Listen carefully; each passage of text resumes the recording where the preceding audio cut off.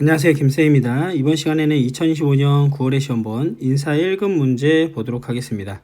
순서가 원래 생산이 먼저인데요. 지금 오프라인 수업이 인사를 먼저 하고 있다 보니까 이번엔 부득이하게 인사를 먼저 올리게 됐습니다.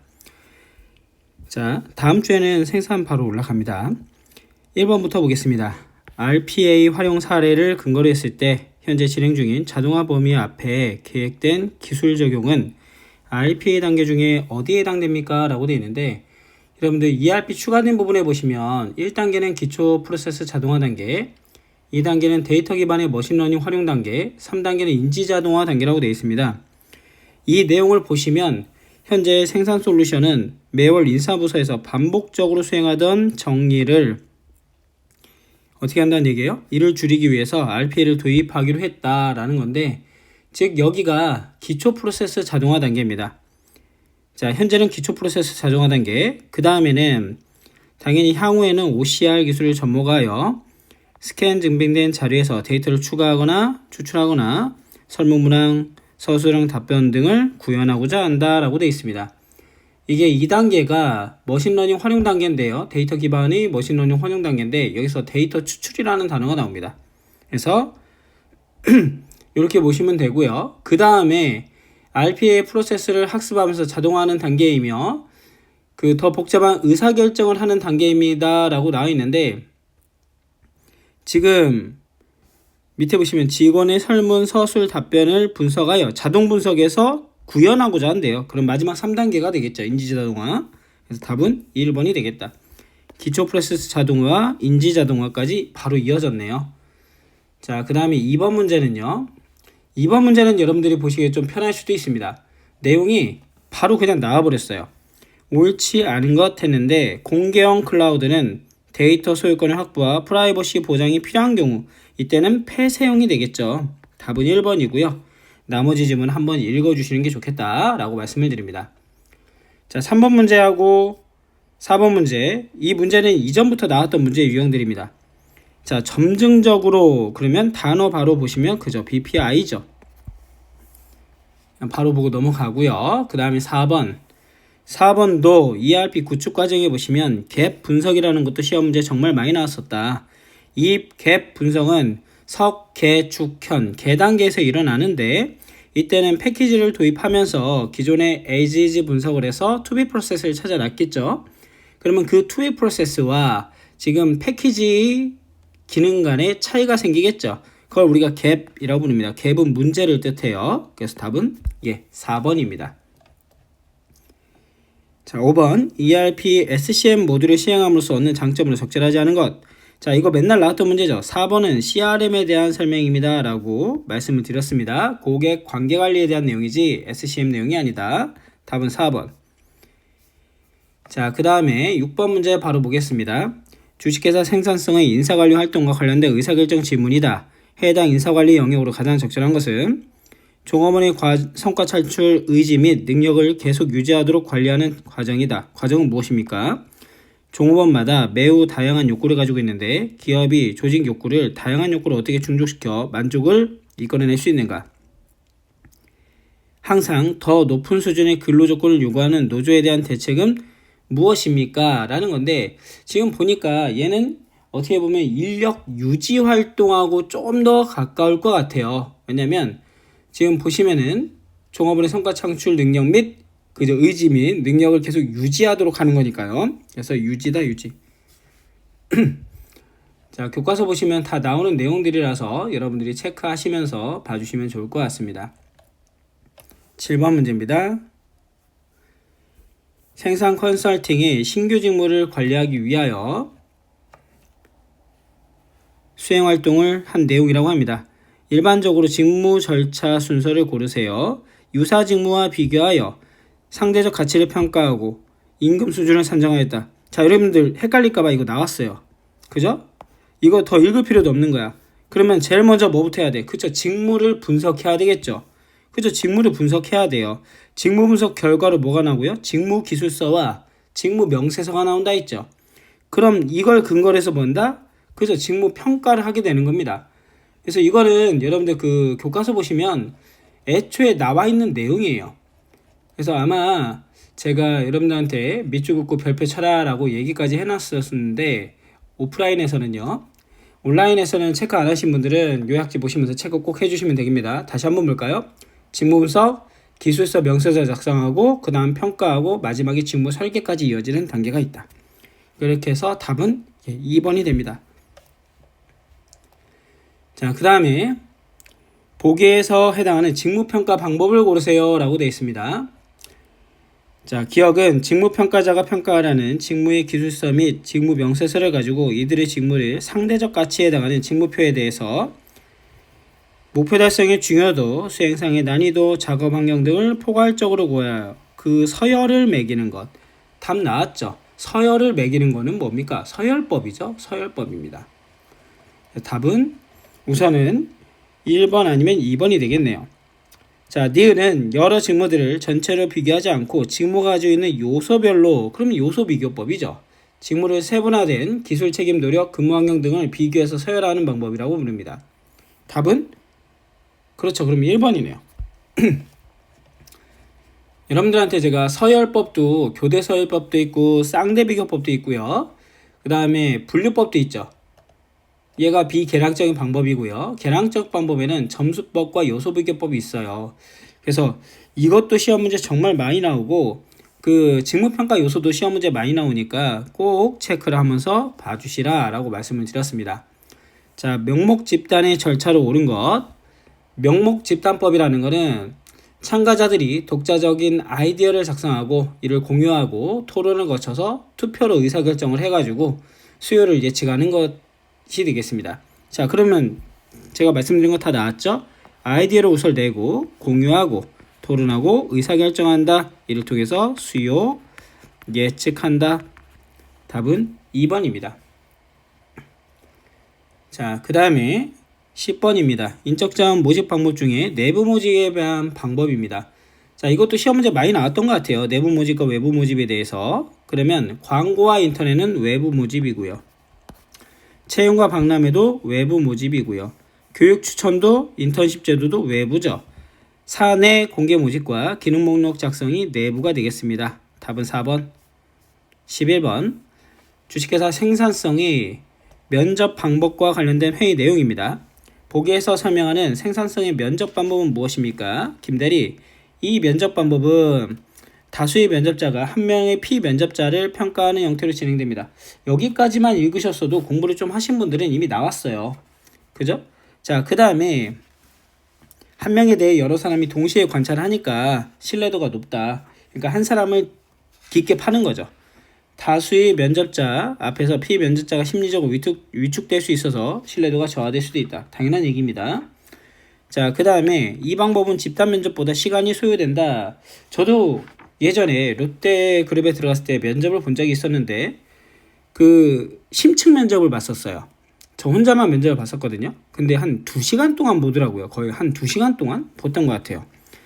깊게 파고 들어가는 겁니다. 이걸 우리가 뭐라 하냐? 그쵸? 패널 면접이라 부릅니다. 패널 면접. 자, 12번. 채용 예정자를 대상으로 한 시험 성적을 먼저 측정하고 일정 기간 근무 후 성과와 비교하여 선발 도구의 타당성을 검사하는 방법을 무엇이라 합니까? 얘는 예측 타당성이죠, 여러분. 우리가 동시 타당성과 예측 타당성이 있다고 했어요. 그래서 동시 타당성은 현재 근로자의 시험 성적과 직무 성과를 비교하여 선발 도구의 타당성을 검사하는 걸 동시 타당성. 그 다음에 예측 타당성은 선발 시험에 합격한 사람들이 시험 성적과 입사 후 직무 성과를 비교하여 타당성을 검사하는 겁니다. 그래서 답은 2번이 된다. 내용 타당성을 얼마나 선발 도구가 잘 나타내고 있느냐 요구하는 내용을. 그 다음에 구성 타당성은 이론적 구성과 가성을 측정하는 거다. 나와 있는 거 교과서 봐주시면 되고요. 그 다음에 배치관리 원칙입니다. 적재적소주의, 능력주의, 인재육성주의, 균형주의입니다. 연공이라는 거는 앞으로 없애야 될 원칙이죠. 학연, 지연, 혈연에 관련된 겁니다. 14번. 다음 생산성의 직무평가 방법과 회의 내용이다. 직무평가 방법을 한글로 입력하시오. 해당 직무를 평가할 때 주어진 등급으로 분류하므로 다른 직무평가 방법보다 실시 과정이 간단하고 용이합니다. 이 방법은 우리 회사에 도입하는데 비용이 별로 발생하지 않아 좋은 것 같습니다. 평가 대상 직무들이 가지고 있는 자격 요건이 수준 등급이 몇 개 되지 않을 때 효과적입니다. 이 방법은 개별 등급에 의해 정의 내려지는 것이 어렵다는 것을 인지해야 됩니다. 특정 평가 대상 직무를 어느 등급에 분류시키기 위해 개별 등급에 대한 정확한 여기 나오죠. 정의가 필요해요. 중간 등급에 대한 차별화가 어려울 수 있다라고 하는데 이건 한마디로 말해서 분류라는 거예요. 분류. 그죠? 분류를 한다는 얘기입니다. 분류법에 대해서 설명하고 있습니다. 잘 기억해 주시고요. 그리고 인사 문제들은 교과서보다도 문제가 이렇게 조금 더 디테일하게 나올 때가 있어요, 여러분. 그러면 이런 걸 보고서 여러분들이 찾아주시면 됩니다. 답은 분류법입니다. 체크 한번 해주시고요.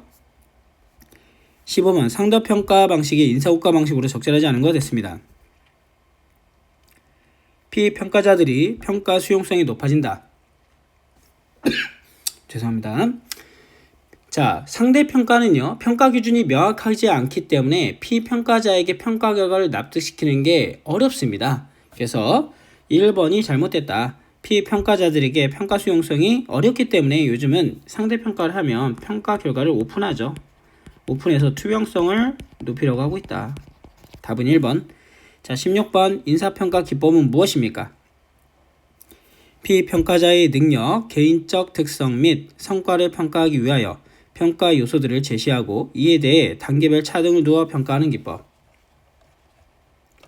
자, 그 다음에 평가 목적에 따른 평가 요소를 개발하여 평가하게 하면 특정 평가 요소에 대한 피평가자의 수준을 평가할 수 있다. 평가에 대한 결과 계량화가 가능하며 임금 책정에 유용한 자료를 가져갈 수 있다.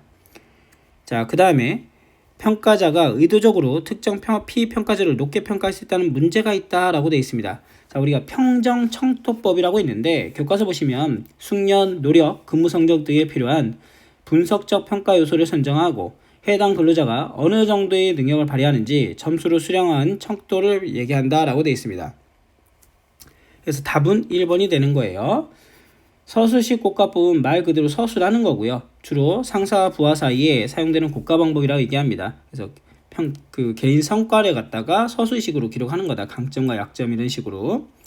행동기준 고가법이라는 것도 있는데 이 행동기준 고가법은 피평가자의 실제 행동을 관찰하여 평가하고 중요사건 평가법을 기초로 해서 더 정교하게 평가했는데 여기서 포인트는 5에서 10점 사이로 라고 말씀을 드렸죠. 이런 지문이 나온다.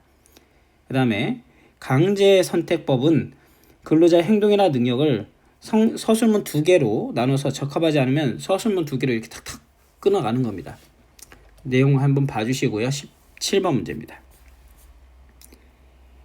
보기는 주식회사 생산 IT 승진 기준 변화에 대한 내용이다. 변화 내용으로 가장 적절한 것은 했습니다. 생산 IT는 과거에 오래된 재직기간과 조직 내 순번을 중요시했다. 연공이네요. 그죠? 연공이라는 뜻입니다. 자, 그런데 이에 따라 최근에는 어떻게 했대요? 젊은 직원들이 동기부여에 한계가 보인다고 생각해서 성과와 기여도를 따라 하고 있다. 그러면 성과주의죠. 연공에서 어디로 넘어가고 있다? 성과주의로 가고 있다. 답은 1번. 자, 18번 문제입니다. 교육훈련의 필요성, 분석 방법에 대한 설명을 적절하지 않은 것 했네요. 자료조사법은 해당 기업이 보유하고 있는 재기록을 검토하여 교육훈련의 필요성을 밝혀낸다. 맞는 지문. 지문지법은 태도조사, 문제점조사 등을 실시하여 교육훈련의 필요성을 파악한다. 맞는 지문. 작업표본법이라고 해서 일선 작업자 안에 종업원들이 수행한 결과 일부를 검토하여 해당 작업자 혹은 작업 집단에 대한 교육훈련의 필요성을 판단하는 기법. 맞습니다.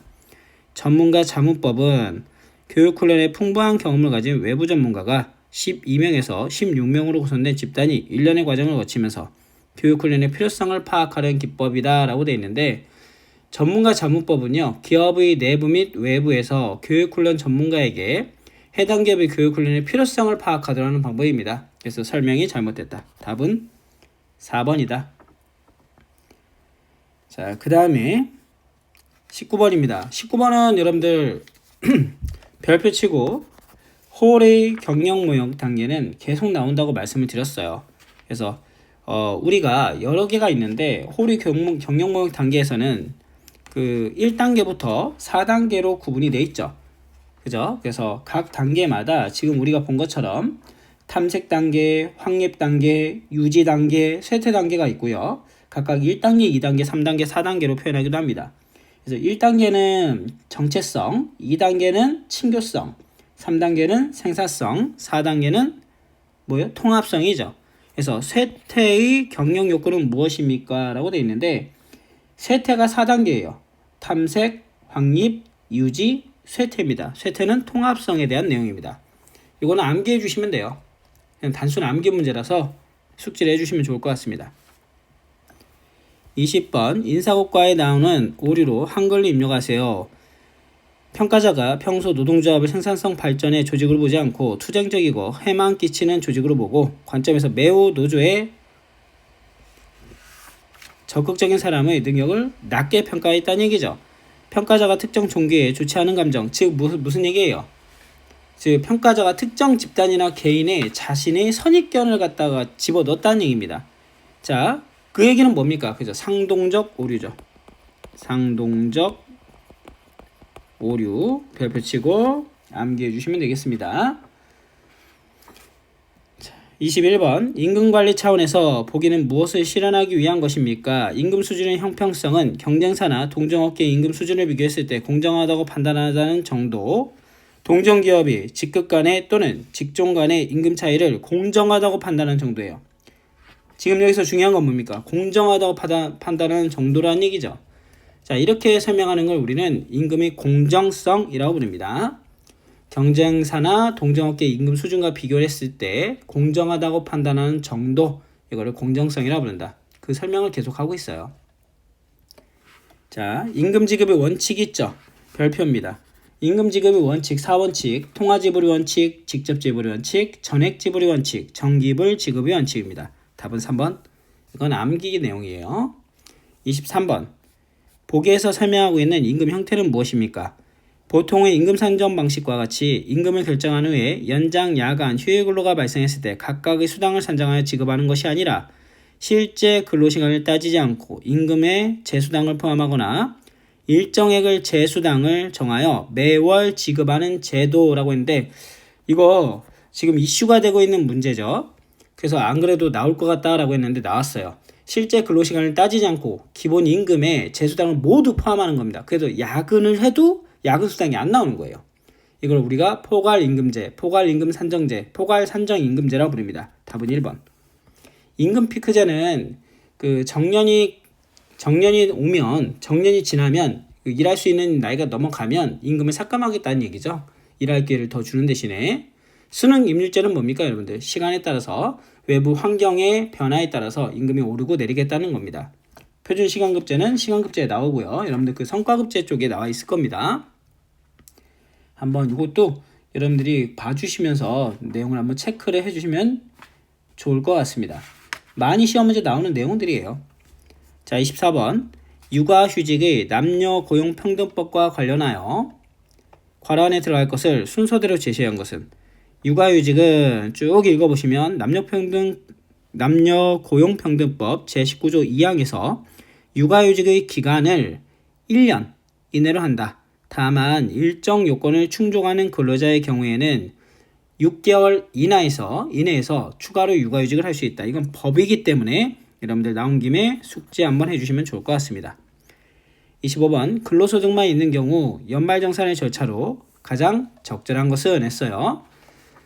자, 근로소득만 있을 경우에는 두 곳 이상의 근무처로부터 급여를 받는 경우 주된 근무지와 종된 근무지 모두 아니죠. 주된 근무지에서 종된 근무지 걸 받아서 신고해야 되겠죠. 1번 틀렸고요. 근로자가 퇴직을 하는 경우에는 원천직수 의무자는 퇴직하는 달에 근로소득을 지급할 때 연말정산해야 된다. 이거 맞아요. 2번 맞습니다. 퇴직할 때 해줘야 되겠죠. 그 다음에 근로자의 고의, 과실 또는 어떤 이유로 다른 연말정산을 하게 된 경우에는 근로자는 당해 연도 3월에 종합소득세 신고할 때 한다. 3월이 아니라 5월입니다. 틀렸고요. 과세기간에 중도 퇴직한 경우에는 재취업한 직장의 전 직장으로부터 받는 근로소득을 합산하여 소득공제 및 세액공제 신고를 해야 되고 연말정산은 생략 가능하다? 아니죠. 연말정산 해야죠. 생략 안 됩니다. 이렇게 해서 살짝 바꿔놨네요. 26번 보장제도는 무엇입니까? 자, 이거 별표 치시고요. 자, 이것도 아마 제가 그 오프라인 수업할 때는 상당히 많이 강조했던 거거든요. 시험에 무조건 나오는 지문들이 있어요. 그 중에 하나입니다. 무슨 얘기냐면 그 회사가 사업주가 퇴직한 근로자를 위해서 그 퇴직금이나 수당을 줄 능력이 안 되는 거예요, 지금. 그런 경우에는 그 나라에서, 즉 고용부 장관이 사업주를 대신해서 미리 돈을 지급하고요. 왜냐하면 생활에 관련돼 있으니까. 그리고 나서 이제 그 자산들이 있죠. 회사의 자산들을 나중에 처분하면서 나라에서는 그 금액을 다시 회수하는 겁니다. 이런 제도를 우리가 뭐라 부르냐면 임금채권 보장제도라고 불러요. 임금채권 보장제도에 대한 설명입니다. 잘 읽어보시고 27번 보기에서 설명하는 내용을 한글로 입력하세요. 괄호란 원천징수 의무자와 소득자의 인적사항, 소득금액의 시기 등을 기재한 과세 자료를 말한다 라고 하는데, 이건 나온 김에 알아주세요. 이거는 뭐라 했냐면 지급 명세서란 이렇게 됩니다. 깨알 같은 문제가 하나 나와서 이런 거 나올 때마다 그냥 체크하고 넘어가시면 됩니다. 자, 28번은 시험 문제에 우리가 그 근무시간제에 대한 내용도 많이 나온다고 말씀을 드렸죠. 근로자가 일정 기간 내 총 근로시간을 기준으로 출퇴근 시간의 근로시간을 자율적으로 조정할 수 있는 제도로 근로기준법 제52조에 따라 근로자의 대표자와 서면 합의가 필요하며 정상기간 내에 일주 평균 근로시간이 40시간을 초과하지 않아야 된다. 이걸 우리가 선택적 근로시간제라고 부릅니다. 간주근로시간제는 사용자가 종업원에게 본인의 근로시간을 관리를 위임해주는 제도를 간주시간제도, 재량근무시간제도는 업무상 성질상 근로자 재량에 맞게 필요가 있는 경우에는 사용자가 근로자 대표와 서면으로 합의해서 근로한 것으로 치겠다 이렇게 한 거죠. 탄력근로시간제라는 것도 있습니다. 어느 주 어느 날, 이게 포인트라 했죠. 지문에서 근로시간을 탄력적으로 배치하는 것 이렇게 보시면 되겠죠. 자, 29번입니다. 근로시간에 대한 설명으로 옳지 않은 것. 적절한 근로시간은 노동시간의 재생산성을 유지시킨다. 맞는 지문. 일주간의 근로시간은 휴게시간을 제외하고 40시간 초과할 수 없습니다. 자, 15세 미만 이상 18세 미만은 일주에 7시간이죠. 35시간이고요. 답은 3번. 단체 교섭의 기능으로 옳지 않은 것 됐습니다. 근로자의 욕구불만을 조정하는 기능, 노사 공동체 의식을 조성하는 기능, 근로조건을 통일적으로 형성하는 기능, 근로자의 직무 만족을 직접 보상하는 기능 나오는데 4번은 해당되지 않는다. 4번은 없습니다. 그래서 한번 봐주시면 되겠다. 자, 단체 교섭의 기능도 교과서에 다 나와 있는 거예요, 여러분들. 체크 한번 해주시고 봐주시면 좋을 것 같아요.